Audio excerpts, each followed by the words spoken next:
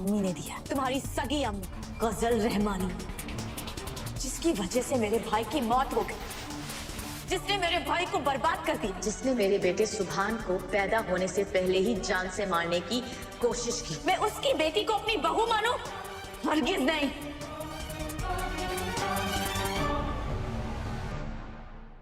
चलो ठीक है, मान लिया मेरी रगों में उस बुरी औरत का गंदा खून है, पर इसका क्या? इसकी रगों में तो दुआ अख्तर का खून है ना, फिर इसे क्या हो गया?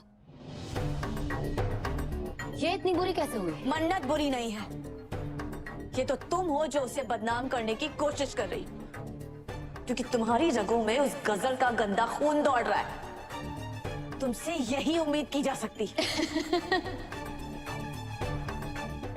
बिल्कुल ठीक कहा आपने, मेरी रगों में गजल रहमानी का खून है, पर उसके साथ साथ मेरे अब्बू हैदर अख्तर का भी खून है। मेरे अंदर मेरे खानदान की तहजीब है, जिसकी हिफाजत मैं दिन रात करती हूँ।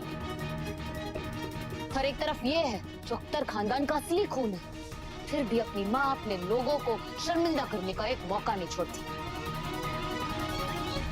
बहुत बड़ी गलती कर रही है आप इसका साथ देकर। सोचिए तो, जो लड़की अपनी माँ की नहीं हुई, अपनी बहन की नहीं हुई, अपनी नानी की नहीं हुई, वो आपकी क्या होगी?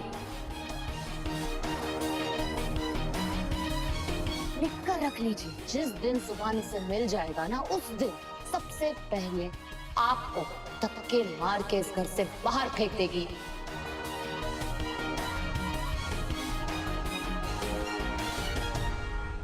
अपना मुंह बंद करो, इबादत करना। वरना क्या?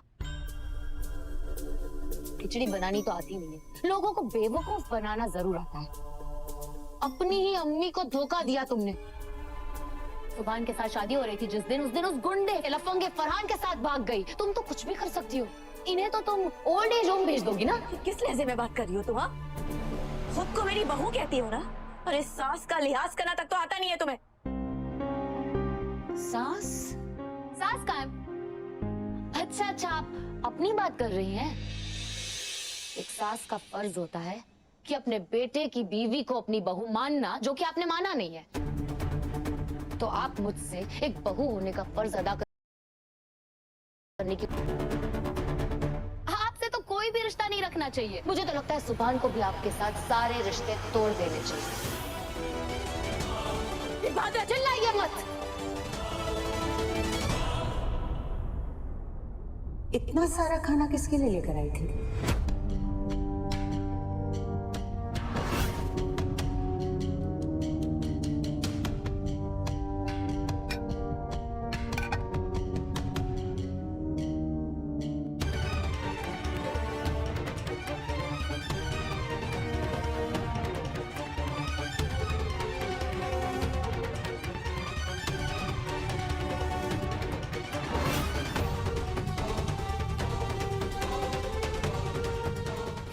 की खुराक इतनी ज्यादा तो नहीं लगती है।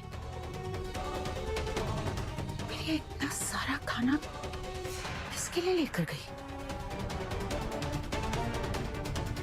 और हैरानी इस बात की हो रही है कि ये इतनी घबराई हुई क्यों थी? मैं तुमसे कुछ पूछ रही हूँ डॉक्टर साहिबा, तुम कुछ छुपा तो नहीं रही हो?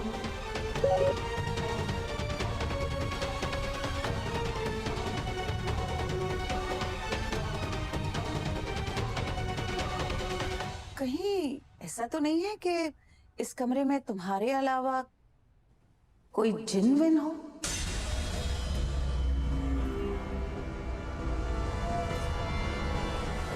नहीं, कोई जिनविन नहीं है।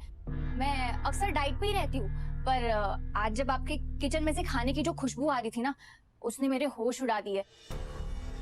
मैं सूफी और अरमान से कहती हूँ कि मैं ज्यादा नहीं खाती, पर आज खाना इतना लजीज था ना कि मैं खुद को रोक नहीं पाई, इसलिए मैं ये छुपते छुपाते इतना सारा खाना लेकर आ गई।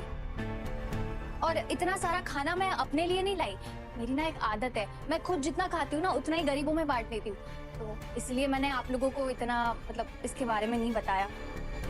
मुझे लगा आप लोग क्या सोचेंगे, मैं कौन होती हूँ आपका खाना बांटने वाली, है ना? है एक अच्छी औरत तो क्या, आप एक अच्छी इंसान बनने के भी लायक नहीं है। एक अच्छी माँ कैसे बन पाएगी किसी की?